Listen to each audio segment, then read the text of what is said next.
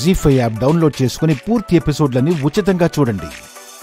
మా నైనక్క ముక్కు నీ ముక్కు ఒకేలా ఉన్నా ముక్కు మీద కోపముండే పెద్దమ్మ పోలికలున్నాయని చెప్పుకున్నా పర్వాలేదు.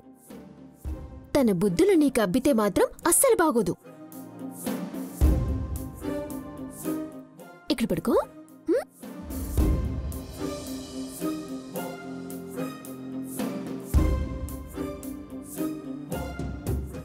ఎందుకంటావా, ఫ్లవర్ వాస్ తీసుకొని నా బుర్ర బద్దలు కొట్టబోయింది.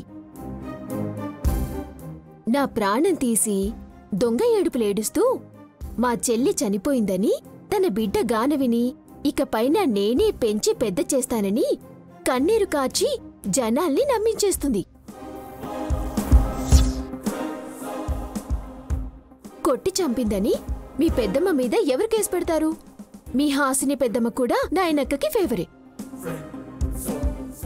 ఇదంతా నీకెందుకు చెప్తున్నానంటే, మీ నాన్న కూడా నయని వదిన దేవత అని భజన చేస్తూ ఉంటాడు.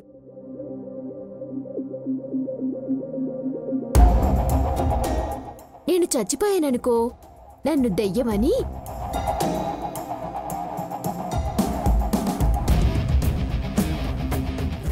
నిన్ను స్మరించుకోనివ్వకుండా చేస్తారు. ఏంటి నీలో నువ్వే మాట్లాడుకుంటున్నావు? మీరు వాష్రూమ్లోనే ఉన్నారా? లేకపోతే వాషింగ్టన్కి వెళ్ళాననుకున్నావా? పిచ్చి దానిలా సనుగుతూనే ఉన్నావు. నేనేం ఒక్కదానే ఏం మాట్లాడుకోవడం లేదు. నా కూతురు గానివికి కబుర్లు చెప్తున్నాను. కట్టు కథలు మాత్రం చెప్పకు.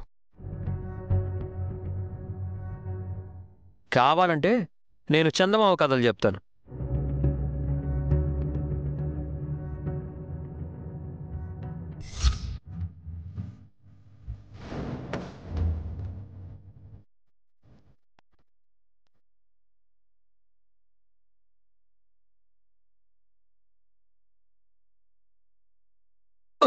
అమ్మా ఏమేనా?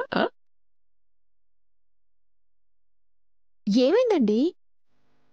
నీకు బుద్ధి జ్ఞానం ఏమైనా ఉందా అసలు? నాకు లేవనా మీరు మంచం మీద పడ్డారు?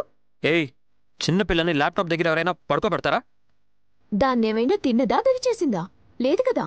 ఇంకొంచెం ఉంటే నా బెండు తీసే ప్రోగ్రాం స్టార్ట్ అయిపోయేది. నీ గుండె ఆగిపోయేది. నీ ఏడుపుకి హద్దుండేదే కాదు. ఎందుకని? కొంచెం అడ్డమయ్యేలా చెప్పొచ్చు కదా.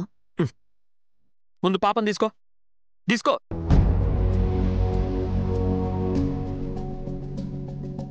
ఓ, ఇందాకైతే సయ్యాటలాడేవారిలా జంపు చేశారు.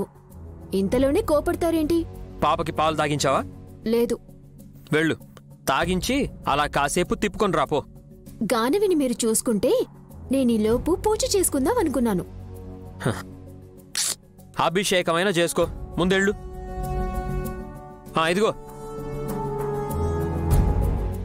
ఏంటో అయినా బొత్తిగా అర్థం కాకుండా పోతున్నారు.